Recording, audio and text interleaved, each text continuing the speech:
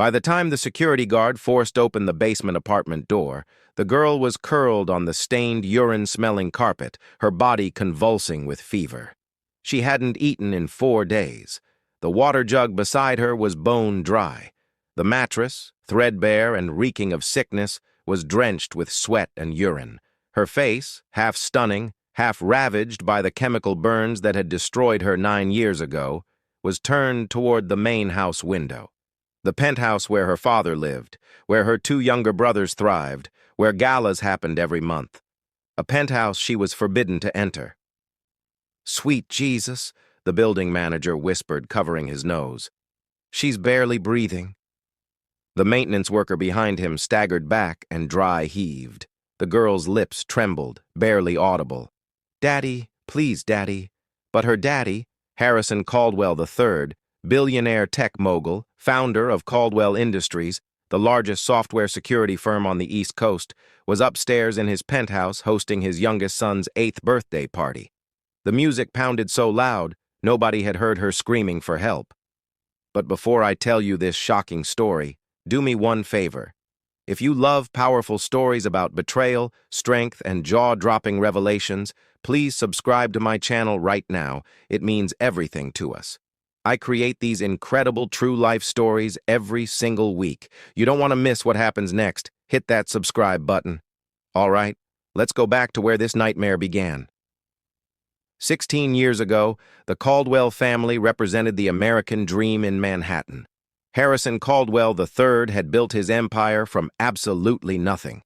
Started as a computer repair technician in a cramped Brooklyn basement, sleeping on a futon between server racks, surviving on ramen noodles and tap water.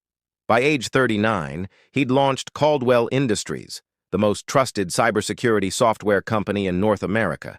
Offices in New York, Los Angeles, Chicago, Miami, Atlanta. Pentagon contracts, partnerships with Apple, Microsoft, Amazon. His net worth was estimated at $4.7 billion. His penthouse in Tribeca had 8 bedrooms, a rooftop infinity pool, a private gym, and a screening room that seated 20. The kind of home featured in Architectural Digest. His wife, Vanessa Caldwell, was a former Miss Georgia-turned-socialite. Honey-skinned, gorgeous, always draped in the latest from Paris Fashion Week. She ran a luxury lifestyle blog that was more vanity project than business. Her husband's fortune covered everything. They had 3 children. Devin, the firstborn, 9 years old, handsome like his father, light brown eyes, confident smile. The kind of kid who got student council president in elementary school. Jordan, 7 years old, the middle child, athletic, charismatic, already playing travel soccer, always surrounded by friends. And then came Zora. Zora was born on a Wednesday evening in October 2008. The delivery was brutal, 41 hours of labor. Vanessa nearly hemorrhaged out. But when the baby finally emerged wailing, strong and healthy, everyone praised God. Harrison was in Seattle finalizing an $800 million acquisition. When he got the call, "It's a girl, sir. Mother and baby are stable." He felt a flicker of disappointment. He'd hoped for another son, but a healthy child was a blessing. He caught the red eye back to New York that night, arriving at Mount Sinai Hospital with gifts, orchids, designer baby clothes from Bergdorf Goodman. When he walked into the private suite, Vanessa was cradling the baby, surrounded by her mother and sisters. "Come see your daughter," she said, exhausted but glowing. Harrison approached, looking down at the tiny bundle wrapped in pink. The baby was gorgeous. Rich brown skin like him, perfectly shaped lips, a head full of dark curls already sprouting. She was flawless. "What should we name her?" Vanessa asked. "Zora," Harrison said immediately. "It means dawn. She's our new beginning." Everyone beamed. Everyone celebrated. For the first 4 years of her life, Zora was indeed a new beginning. She was the most stunning of all the children. Everyone agreed. She had her mother's delicate bone structure and her father's commanding presence. Brilliant, talkative, bursting with personality. Harrison adored her.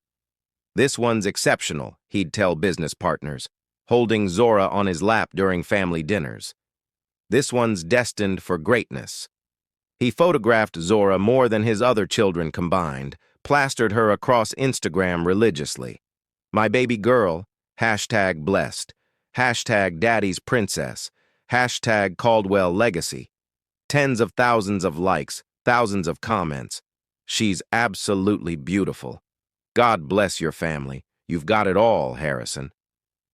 Harrison would scroll through the praise and swell with satisfaction. Yes, his family had it all. Perfect wife, beautiful kids, obscene wealth, respect everywhere he went. Life was golden. And then came that Saturday morning in June 2013, the day everything shattered forever. Saturday, June 15th, 2013. Zora was 4 years old. The family was preparing for a charity brunch at the plaza, an event where Harrison was receiving a humanitarian award and donating $2 million. Vanessa was upstairs getting camera ready. The nannies were scrambling to dress the children. Harrison was in his home office on a conference call about a merger. Zora, dressed in a yellow sundress with white sandals, was playing in the kitchen with her brothers. The housekeeper, Patricia, was preparing mimosas for the adults. She poured industrial-strength cleaning solution into a crystal decanter to dilute it for mopping later. She set it on the marble counter and turned to grab the mop from the utility closet. Just 2 minutes, she thought. I'll label it in 2 minutes. But her phone buzzed. A text from her daughter. Grandma fell. We're at the ER. Please send money for the bill. Patricia panicked. The text thread consumed her. She completely forgot about the cleaning solution on the counter. In the kitchen, Zora was thirsty. She saw what looked like a fancy drink in a pretty bottle on the counter, the kind Mommy and Daddy drank at parties. She climbed onto a stool, reached for the decanter, and poured herself a cup. Then she drank it. The industrial cleaner hit her throat like liquid fire. She couldn't scream. Her vocal cords seized. She couldn't breathe. Her esophagus was disintegrating. She collapsed off the stool, thrashing silently on the marble floor. Devin saw it first. Zora's on the ground. Something's wrong. Patricia spun around. Her eyes went huge. Oh, God, no. She ran to Zora, saw the empty cup, saw the decanter. No, no, no, no. The chemical smell hit her. She started screaming. Call 911! She drank the cleaner! She drank the cleaner! Chaos detonated. Vanessa came sprinting down in her heels and half-done makeup. What happened? What's happening? Harrison bolted from his office. Where's Zora? She drank cleaning chemicals, Patricia sobbed. I left it out. I didn't label it. Oh, God, I'm so sorry. Harrison dropped to his knees beside his daughter. Zora's eyes were rolling back. Foam mixed with blood bubbled from her mouth. Her skin was blistering where the chemical had splashed. Baby, Daddy's here. Daddy's got you. Hold on. The ambulance arrived in 6 minutes. They intubated her on the kitchen floor. She was seizing. Her airway was closing. By the time they got her into the rig, she'd gone into cardiac arrest. They shocked her twice on the way to the hospital. Mount Sinai emergency room. The doctors worked like machines. Chemical burns to the esophagus, trachea, mouth, and face. 3rd-degree burns externally where it splashed. She's going into multi-organ failure. We need to intubate and get her to the ICU immediately. Harrison was already shouting into his phone. I don't care what it costs. Fly in the best specialists from anywhere. Do you understand me? Anywhere. 72 hours later, Zora was stable enough to assess the damage. The news was catastrophic.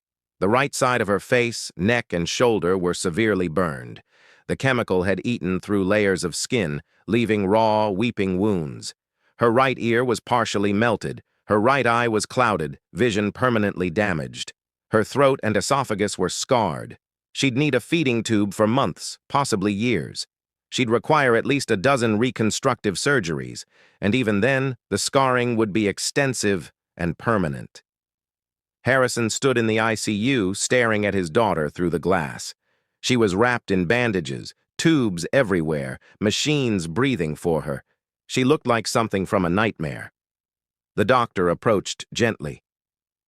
Mr. Caldwell, we need to discuss long-term care and psychological support. She's going to need... Harrison cut him off.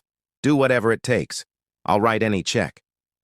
But even money couldn't erase what had happened. The treatment at Mount Sinai lasted 11 months.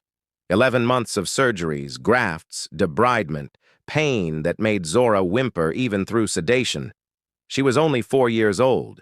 Harrison visited 7 times. Each visit lasted less than 3 hours.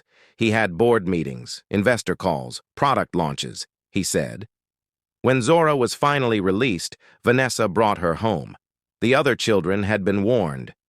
Zora had an accident, Vanessa explained carefully. She got very hurt. She looks different now, but she's still your sister. You have to love her just the same. Devin and Jordan nodded seriously. But when Zora came through the door, they froze. The right side of her face was covered in thick, angry scar tissue, red and purple and slick, pulling her mouth into a permanent grimace. Her right eye drooped. Her right ear was mostly gone, just a twisted bit of cartilage. Her right arm was stiff, the grafts restricting movement. She was wearing a compression garment over her torso, a flesh-colored medical sleeve that made her look alien. She looked terrifying. Devin burst into tears and locked himself in his room. Jordan wet himself and clung to the nanny. Zora saw their fear. Her good eye filled with tears. "Mommy, why are they scared of me?" Vanessa hugged her desperately. "They're not scared, baby. They're just surprised. Give them time." But time made it worse. The boys avoided Zora like she carried a plague. When forced into the same room, they stared at her scars and whispered behind their hands. Visitors to the penthouse would gasp audibly when they saw her. "Oh my God, what on earth happened? That poor, poor baby." Some clutched their crosses and murmured prayers as if she were cursed. And Harrison stopped looking at her entirely. At first, people assumed it was trauma, grief from almost losing his daughter. But it was something much uglier. Disgust. He was disgusted by her.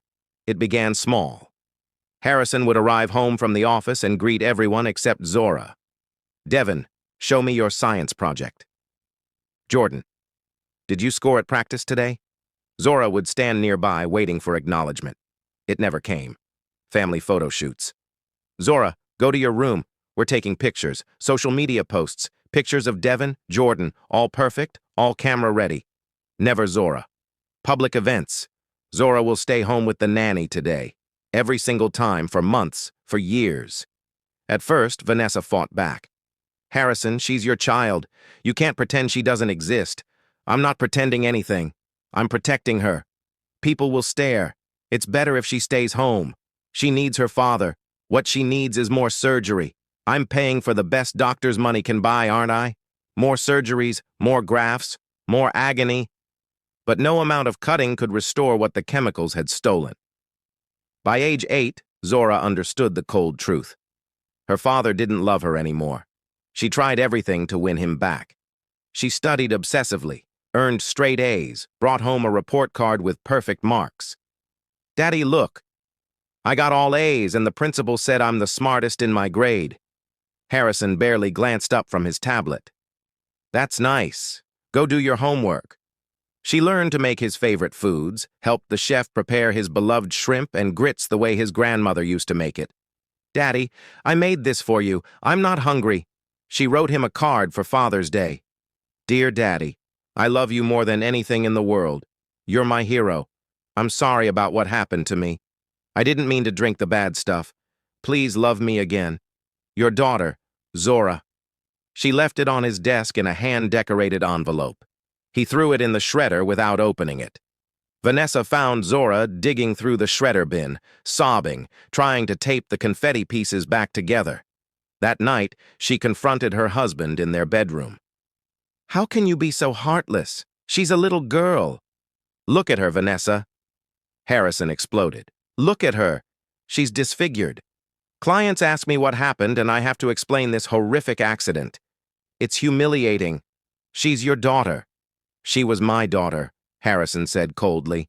"That beautiful little girl I posted everywhere, she's gone.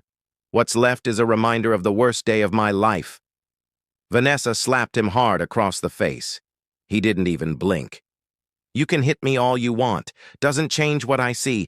Every time I look at her, I see failure. I see my reputation taking a hit. I see damaged goods." "Then you're the damaged one," Vanessa's voice shook with rage. "Not her, you." But Harrison was immovable. If anything, he became crueler. When Zora turned 11, Harrison made an announcement at dinner. Zora needs her own space, the basement apartment. We'll renovate it for her. The basement apartment was a glorified storage unit in their building. One room, a tiny bathroom, no kitchen. It had been used for luggage and holiday decorations. Vanessa was horrified. "You want to move our daughter to the basement? It's not healthy for the boys to be around her constantly. They're developing anxiety. That's a lie, and you know it. It's final, Vanessa." 3 weeks later, Zora was moved out of the penthouse. The basement was painted beige. A twin mattress was thrown on the floor. A hot plate was provided for heating canned soup, a prison cell. That's what it was. "This is temporary," Vanessa promised Zora, both of them crying. "Mommy's going to fix this, okay? I promise you." But she couldn't fix it. Harrison controlled everything, the money, the property, the power, and Vanessa, despite her fury, refused to leave him. The lifestyle, the status, the security. She'd become dependent. So Zora stayed in the basement. At first, Vanessa visited daily, brought home cooked meals, helped her shower, braided her hair. But Harrison started complaining. "You're spending too much time down there. The boys need their mother, too." Gradually, the visits decreased. Daily became every other day, then twice a week, then once a week, then whenever Vanessa remembered. Patricia, the housekeeper, was told to bring meals to the basement twice daily. A tray left outside the door like feeding a stray animal. Zora would press her face against the small window well and watch her brothers play in Central Park across the street, riding bikes, playing basketball, laughing with friends at birthday parties. She wasn't allowed to join them. It would upset the guests, Harrison said. So she stayed hidden, watching life happen without her. At night, she'd hear music from the penthouse above, laughter, celebrations, and she'd lie on her thin mattress and cry into her pillow until exhaustion claimed her. By age 13, Zora had stopped crying. She'd stopped feeling much at all. Depression had wrapped around her like a second skin. The kind that makes you numb, makes you wonder what the point is. She stopped eating regularly, her already thin frame becoming skeletal. Patricia noticed but said nothing. It wasn't her place. The doormen felt terrible, but feared losing their jobs if they interfered. Everyone knew what was happening. Everyone looked away because Harrison Caldwell III was powerful, wealthy, untouchable. Who would dare challenge him? School became Zora's only oxygen. Harrison paid for her to attend a private academy, not the elite prep school his sons attended, but a decent one in Brooklyn. A driver would drop her at the entrance each morning and pick her up each afternoon. She was instructed to never mention she was a Caldwell. "Use your mother's maiden name, Bennett. Tell them your father's deceased." So Zora Caldwell became Zora Bennett, the quiet, scarred girl who sat in the back row and never raised her hand. At first, the other students were vicious. "What happened to your face? Why do you look like a zombie? Did your parents try to kill you?" Zora learned to make herself invisible, to disappear inside her own mind. But then she met Keisha. Keisha was a bold, curvy, no-nonsense girl who didn't take garbage from anyone. She plopped down next to Zora in biology one day and said, "Those scars tell a story. You gonna share it or keep it locked up?" Zora was stunned. Nobody had ever asked with genuine interest. "I had an accident when I was little. Chemical burns. Must have hurt worse than anything." "It did." "Well, you're still here. That makes you a survivor. I respect survivors." From that moment, Keisha became Zora's lifeline. She shut down bullies, shared her lunch, made her laugh for the first time in years. For the first time since the accident, Zora felt like maybe existing wasn't completely pointless. One afternoon, Keisha asked, "Why does your driver dip out so fast? Why doesn't he wait like the other drivers?" Zora hesitated. "My family situation is complicated." "Complicated how?" "They're not proud of me." Keisha's face hardened. "Because of your scars?" "That's ignorant." "My mom says I'm an embarrassment." Keisha's jaw dropped. "Your mom said that to your face?" "Not my mom. My father. He doesn't speak to me at all. What's his name?" I'll roll up and curse him out myself. Zora almost smiled. He's powerful. Harrison Caldwell III. Keisha nearly fell out of her chair. Wait, Harrison Caldwell? The tech billionaire? That's on all the Forbes lists? Yes. And he treats you like trash? Zora nodded, tears threatening. Keisha pulled her into a fierce hug. That man's a coward, you hear me? A straight-up coward. It was the first time anyone had validated her suffering. 4 years crawled by. Zora was now 15 years old. She'd grown taller but remained dangerously underweight, her body still marked by scars and limitations from the burns. Her right arm had limited mobility. She walked with a barely noticeable limp. Her face, despite 7 additional surgeries, remained heavily scarred on the right side. But her mind was a steel trap. She'd become valedictorian of her class, channeling all her anguish into academics. She had aspirations. Against every odd, she had dreams. She wanted to become a pediatric surgeon to help children with traumatic injuries, to give them the compassion nobody had given her. One day, Keisha asked, "Have you ever told your father what you want to be?" He wouldn't care. "Have you tried?" Zora shook her head.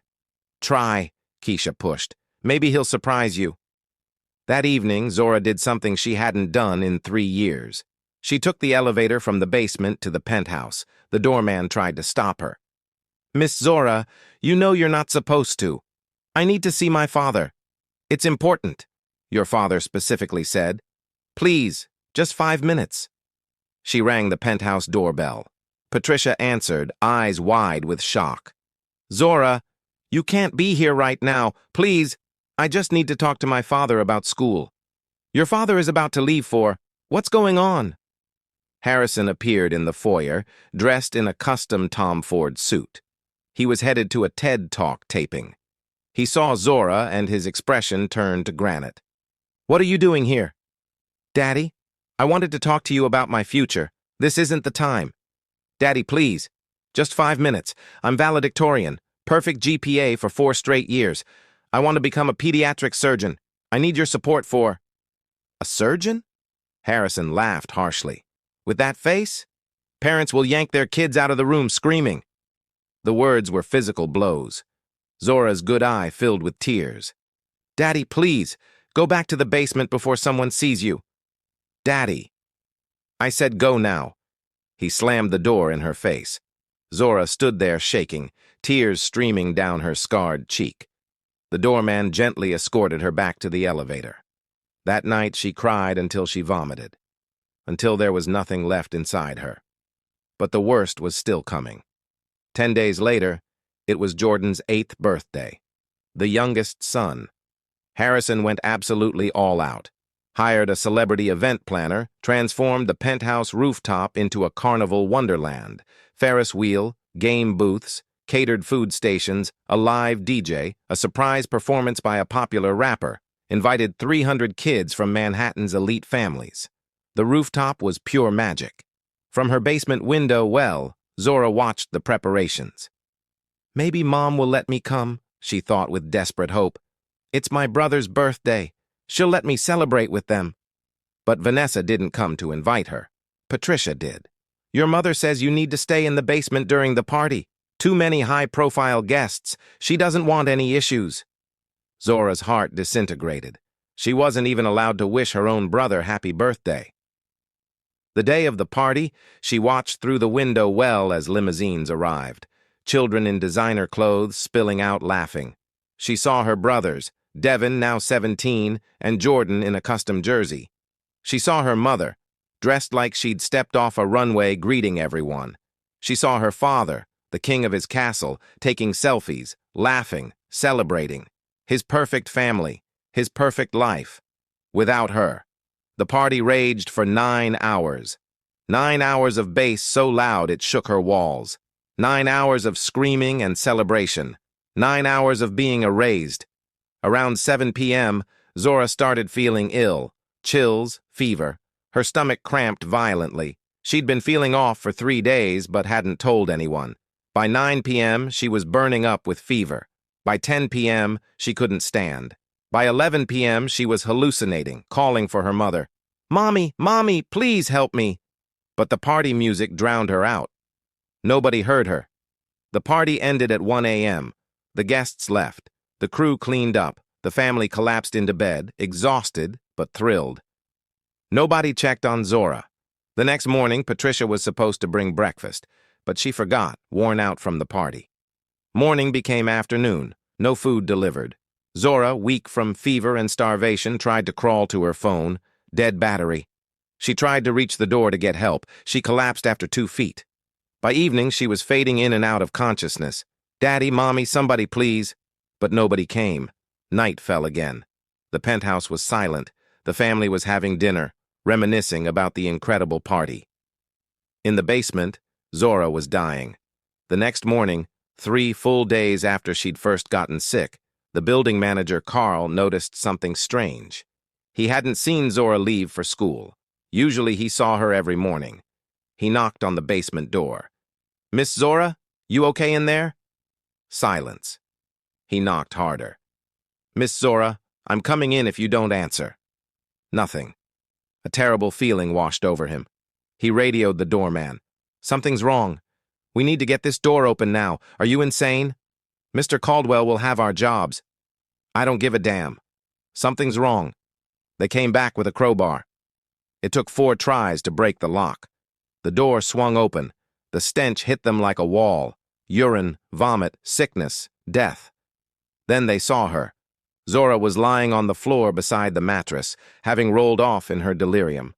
Her body was curled in a fetal position, trembling with fever. The mattress was soaked with sweat and waste. The water jug was empty. She'd been there, sick and abandoned, for nearly 4 days. "Sweet Jesus," Carl whispered, hand over his mouth. "She's barely breathing." They called 911 immediately. The paramedics arrived in 4 minutes. When Vanessa got the call, she came running in yoga pants and no makeup. When she saw her daughter, she collapsed to her knees, screaming, "Zora, oh God, Zora, baby, Mommy's here." Zora's skin was gray, her lips were cracked and bleeding, her pulse was barely detectable. "Mommy," Zora whispered. "Daddy." Her eyes drifted toward the ceiling, toward the penthouse above. Even dying, she was still reaching for her father's love. Harrison showed up 20 minutes later. He'd been at the gym. He looked at Zora being loaded onto a stretcher, at the filthy conditions, at his wife sobbing hysterically. His face was blank. "Get her to the hospital," he said flatly. "Harrison, how could you let our daughter almost die?" Vanessa screamed through tears. "I said get her to the hospital." He turned and walked back to the elevator. Mount Sinai ICU. Zora was diagnosed with severe bacterial pneumonia, complicated by septic shock and extreme dehydration. "Another 12 hours and she would have died," the doctor said gravely. "How did she deteriorate this badly without anyone noticing?" Vanessa couldn't answer. She sat beside Zora's bed weeping, drowning in guilt. She'd known. Deep down, she'd known her daughter was suffering. But she'd chosen comfort over courage, money over morality, her marriage over her child. As Zora slept, healing from the brink, Vanessa made a choice. When Harrison came to the hospital the next evening, only because the optics would be terrible if he didn't, Vanessa was waiting in the hallway. "We need to talk. Now." They went to the hospital chapel. "What happened to you?" Vanessa asked. "The man I married wasn't a monster. People evolve. Not into this. You've become something evil." Harrison's eyes narrowed. "Watch yourself." "Or what? You'll lock me in the basement too? That girl is a walking reminder of the worst PR disaster of my life. Every time I see her, I see weakness. I see damaged goods. I see a liability to the Caldwell brand. She didn't ask to be burned. And I didn't ask to have a disfigured daughter," he snapped. "Do you know what people whisper? Harrison Caldwell's broken daughter, the one who looks like a horror movie. Do you understand how that impacts my image? My investors?" Vanessa stared at him like he was a stranger. "You're worried about your image? Everything I've built is built on perception. Success, perfection, excellence. And she destroys that perception. She's 15 years old. She stopped being my daughter the day she came out of that hospital looking like a monster. Vanessa slapped him so hard his head turned. You're the monster, not her. You. Harrison straightened his tie. File for divorce then. Go ahead. Vanessa's eyes widened. You think I won't? I know you won't, Harrison said coldly. Because you love this lifestyle. The penthouse, the credit cards, the galas, the status. You're as shallow as I am. You just pretend you're not. Vanessa slapped him again, tears streaming. You'll never leave me, Harrison said calmly, because you love the money more than you love her. He walked out. Vanessa sank onto a pew and sobbed because he was absolutely right. She was trapped by her own greed. Zora recovered and was released after 9 days. But something fundamental had broken in her. She'd surrendered. She stopped speaking, stopped studying, stopped dreaming. She'd lie on her mattress staring at the ceiling, waiting for nothing. Keisha tried to reach her at school. Zora, talk to me, please. But Zora had retreated so far inside herself that nobody could reach her. 3 weeks passed. Then one Saturday, Keisha showed up at the Caldwell building. The doorman tried to turn her away. This is private property. You can't just... I'm here to see Zora, her best friend from school. Mr. Caldwell doesn't allow visitors. I don't care what Mr. Caldwell allows. Let me up or I'll sit here and scream until the cops come. Keisha was dead serious. The doorman, knowing she'd do it, reluctantly let her in.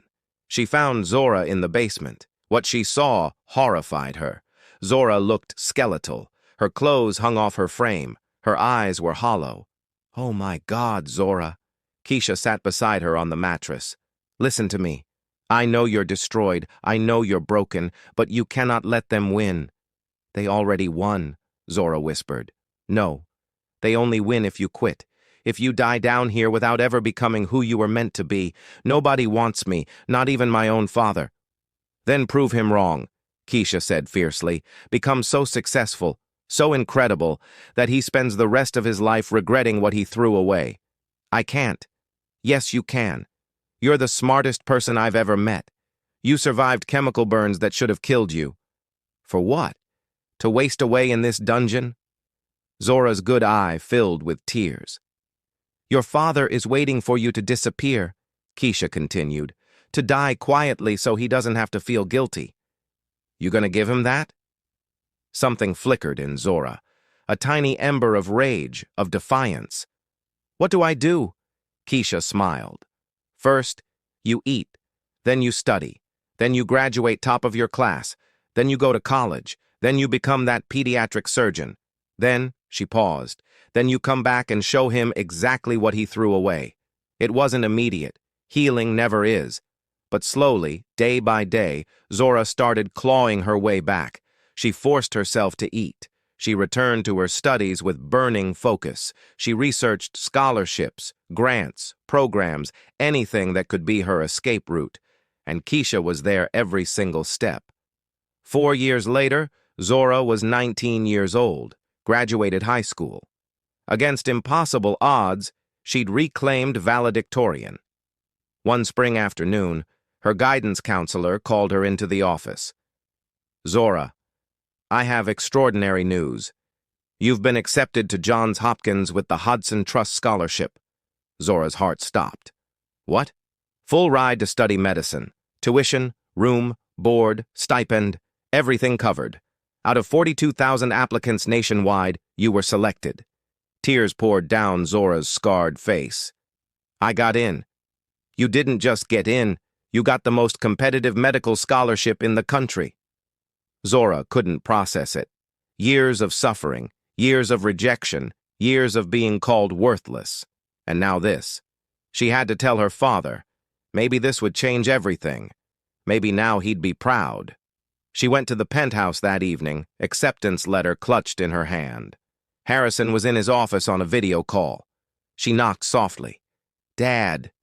What is it? His voice was ice. Dad, I got into Johns Hopkins. Full scholarship to study medicine. She waited for pride, for acknowledgement, for anything. He barely glanced away from his screen. Good for you. Dad, did you hear me?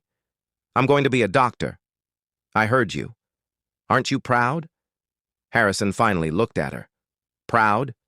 You think a scholarship changes what you are? You're still disfigured. No degree will fix that. The words were daggers. I just thought maybe you'd care. Why would I care? You stopped being relevant to me years ago. Zora stood there, the acceptance letter shaking in her hand. I've spent 15 years trying to make you love me again, she said quietly. I've begged, I've cried, I've achieved, and nothing is ever enough. That's correct, Harrison said flatly. Nothing will ever be enough because every time I look at you, I see failure. Something shattered in Zora, but this time it wasn't her spirit. It was her chains. Then don't look at me, she said, her voice steel. Because this is the last time you'll have to. She turned and walked toward the door. Harrison called after her. Where do you think you're going? Away from you, forever. She went back to the basement, packed her belongings, some clothes, her books, her documents. Vanessa found her. Zora, what are you doing? Leaving. Leaving? Where will you go? Baltimore. School starts in 4 months. Until then, Keisha's aunt said I can stay with them. Vanessa started crying. Please don't leave like this. Why should I stay, Mom? So Dad can keep pretending I don't exist? So I can keep living in a basement like I'm something to be ashamed of? He's still your father. No, Mom. A father protects his children. A father loves them. That man stopped being my father the day he decided my scars mattered more than my soul. She picked up her duffel bag. Vanessa grabbed her wrist. I'm so sorry, baby. For everything. I should have fought harder for you. Yes, Zora said simply. You should have. She pulled free and walked to the door. Her brothers, Devin and Jordan, were watching from the hallway. She didn't acknowledge them. As she headed for the elevator, Carl, the building manager, called out, Miss Zora, hold up. He jogged over, pressed something into her hand. Cash. $300. It's not much, but please take it. You helped my daughter with her homework last year when she was failing. Let me help you. Zora hugged him, tears flowing. Thank you, Carl, for seeing me when nobody else did. She walked out of that building and never looked back. Baltimore, Maryland, 2033. Dr. Zora Bennett graduated summa cum laude from Johns Hopkins School of Medicine. Not just graduated. She'd won the Osler Medal, published groundbreaking research on pediatric burn treatment, and completed her residency in pediatric reconstructive surgery at Johns Hopkins Hospital. She'd spent 8 years transforming herself. Not just professionally, but personally. She'd had additional surgeries, this time by doctors she chose, doctors she trusted. The scars remained, but softened. She'd learned to carry herself with unshakable confidence, to meet people's stares head-on. She'd learned that her value wasn't tied to her appearance, but to her character, her accomplishments, her heart. She'd also learned to forgive herself. She'd spent years believing she was responsible for the accident, for not being perfect enough, for not being lovable. Now she understood. She'd never been the problem. After graduation, she received offers from prestigious hospitals nationwide. But she chose to return to New York. She had a mission to complete. She founded the Zora Bennett Foundation for Pediatric Burn Survivors, a nonprofit providing free medical treatment, reconstructive surgery, and mental health support for children and families who couldn't afford it. The foundation's flagship clinic opened in Harlem. Within 18 months, they'd treated over 800 patients. Within 3 years, national news outlets were covering her work. CNN, NBC, The New York Times.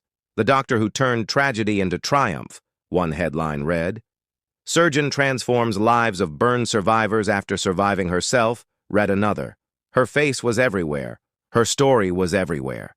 And in Tribeca, in his penthouse, Harrison Caldwell III saw every single piece. Harrison sat in his office watching the CBS Sunday morning feature about his daughter. His daughter. The one he'd discarded. The one he'd been ashamed of, who was now being celebrated nationally as a hero. Dr. Zora Bennett has dedicated her career to helping those society has abandoned, the reporter said. Despite suffering severe chemical burns as a child and facing rejection from her own family, she's become a symbol of hope for thousands. The camera showed Zora treating a little girl with facial burns. She was gentle, smiling, patient, despite her own scars. "I know what it's like to be stared at," Zora told the camera. "To be treated as less than human because of how you look. Nobody should endure that. Every child deserves dignity. Every child deserves love." Harrison felt something he hadn't felt in 16 years. Shame. Deep, crushing, suffocating shame. His phone rang. A board member. "Harrison, I just saw that news piece. That Dr. Bennett, she has your wife's maiden name. Any connection?" Harrison's grip tightened on the phone. No connection whatsoever. But the lie tasted like acid. Over the following months, the questions multiplied. More media coverage, more awards for Zora. She was invited to speak at the Surgeon General's conference, at medical symposiums, at universities nationwide. And everywhere she spoke, she told her story. "I was burned as a child," she'd say. "My family abandoned me. I was hidden away, isolated, treated like something cursed. But I survived. And I decided my pain would become my purpose. Audiences would weep, stand, and applaud." But Zora never mentioned her father by name, never revealed his identity. She could have destroyed him, could have told the world that billionaire Harrison Caldwell III had thrown away his daughter. But she didn't. Not out of mercy, but because he didn't deserve to be part of her story. He'd lost the right to be included in her success. One evening, Harrison's oldest son, Devin, now 25, came to his office. "Dad, we need to talk." "About what?" "That doctor on TV. Dr. Zora Bennett. That's Zora. Our Zora." Harrison said nothing. "I did research. I found old family photos before you scrubbed them all. It's her, Dad. Our sister is famous. And we destroyed her. She left on her own."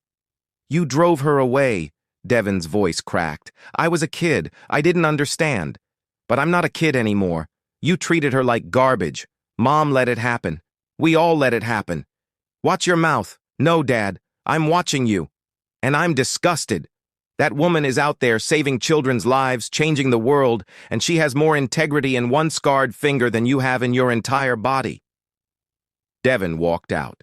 Harrison sat alone, realizing he was losing everyone. 4 months later, Harrison did something unprecedented. He went to the Zora Bennett Foundation clinic in Harlem. He didn't announce himself, just walked in wearing a baseball cap and sunglasses. The waiting room was packed. Children with burns, teenagers with disfigurements, parents desperate for help. Everyone was being treated with compassion, with respect. A receptionist approached. "Sir, can I help you? I'm here to see Dr. Bennett. Do you have an appointment?" "No, but tell her Harrison Caldwell is here." The receptionist's face changed. Everyone in New York knew that name. "One moment, please." 15 minutes later, Zora appeared. She wore navy scrubs, a stethoscope draped around her neck. Her scars were visible, but she stood tall. She looked at her father with zero emotion.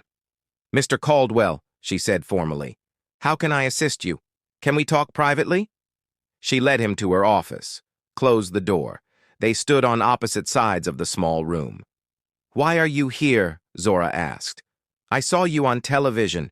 Your work is remarkable. Is that all?" Harrison struggled to form words. "I came to apologize." "Apologize," Zora repeated. "Is that what you came for?" "Yes. I was wrong. I failed you. I need you to forgive me." Zora laughed. It was bitter. "You're 16 years too late. I know I destroyed you." "You didn't destroy me," Zora said coldly. "You tried to. There's a difference. I was ashamed."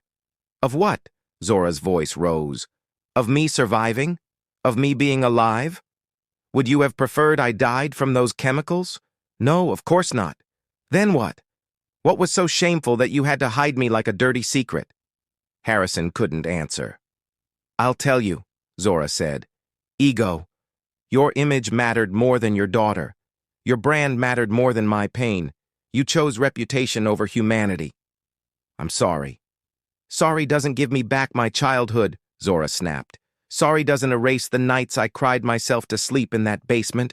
Sorry doesn't undo the fact that my own father looked at me with disgust. Tears rolled down Harrison's face. What can I do? How can I fix this? You can't, Zora said simply. There's no fixing this. You made your choice 16 years ago. Now I've made mine. What choice? To thrive without you. To succeed without you. To be whole without you. She walked to the door, opened it. I forgave you years ago. Not for you, but for me. Because I refused to carry your hatred in my heart. But forgiveness doesn't mean reconciliation. You don't get access to my life now that I'm successful. Please, Zora. Goodbye, Mr. Caldwell. I hope you find peace with the perfect family you chose over me. She walked out. Harrison stood in that office, shattered, realizing he'd thrown away a diamond because it had a scratch. The years that followed were poetic justice. Zora's foundation expanded. She opened clinics in 4 additional cities.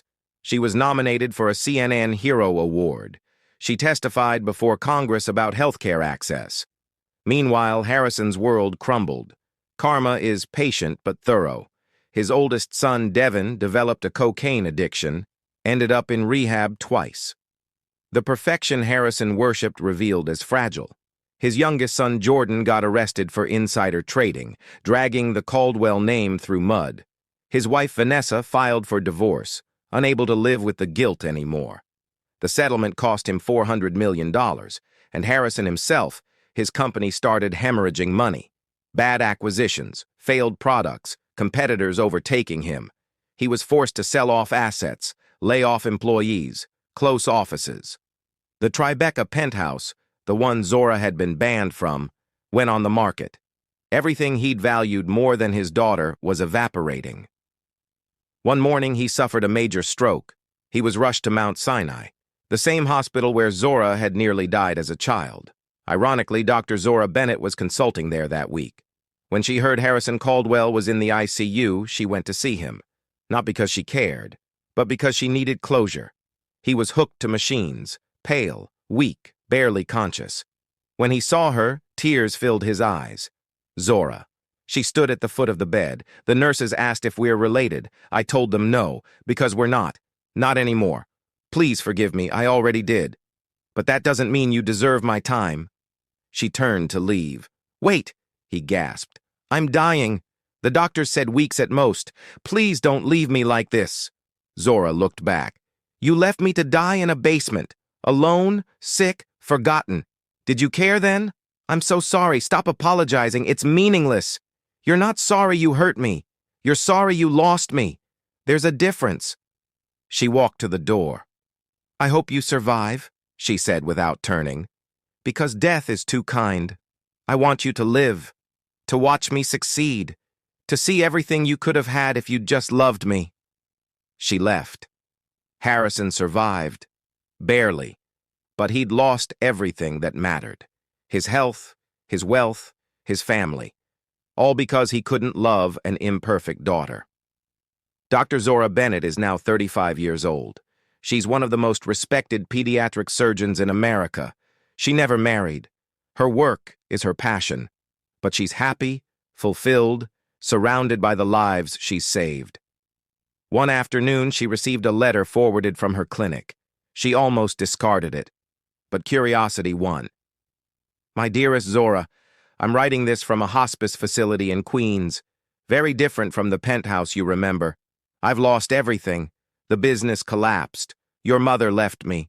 Your brothers want nothing to do with me. I deserve it all. I don't expect forgiveness. I don't expect anything. I just need you to know you were right about everything. I destroyed my family because I couldn't see past your scars to your soul. I discarded the most precious gift God gave me. A daughter with strength, brilliance, and a heart I never deserved. You became everything I should have helped you become. Instead, I tried to break you, and you rose anyway. I'm proud of you. I know I have no right to say that, but I am. Your father who failed you, Harrison. Zora folded the letter carefully. She didn't cry, didn't feel anger, just pity. She wrote back a single sentence. "I hope you find peace, but you'll find it without me." She mailed it and continued with her life, because she'd learned the most powerful lesson. Some people don't deserve space in your story, even if they gave you life. 20 years after being hidden away, Dr. Zora Bennett stood on stage at Lincoln Center, accepting the Presidential Medal of Freedom for her humanitarian work. In the audience sat hundreds of children she'd treated, families she'd helped, colleagues who respected her. Not in the audience, her father. He was alive, but he'd forfeited the privilege of witnessing her glory. In her acceptance speech, she said, "When I was young, someone told me I was worthless because of how I looked. They convinced me that appearance was more important than character, that perfection was more valuable than compassion. They were wrong. Your value isn't in your face, it's in your actions, your empathy, your resilience. To everyone who's been rejected, hidden, or told you're not enough, you are enough. You've always been enough. And to those who abandon people for superficial reasons, you will lose them. And when you finally realize what you've lost, it will be too late." The audience erupted in a standing ovation, and somewhere in Queens, in a hospice room, Harrison Caldwell III watched on a small TV, tears streaming down his face, drowning in regret that would follow him to his grave. Shame and pride are the most expensive things a parent can afford. They cost you the very children you claim to cherish. The world will forget your money, your status, your empire. But your children will never forget how you made them feel. When you reject someone for being imperfect, you're exposing your own imperfections. Scars fade, beauty fades, but the damage you inflict on a child's spirit lasts forever. And remember, the child you discard today might become the blessing you beg for tomorrow, but by then, they'll have learned to flourish without you. The greatest poverty isn't lacking money. It's lacking love, compassion, and humanity. Harrison Caldwell had billions, but he died poor because he had everything except what mattered.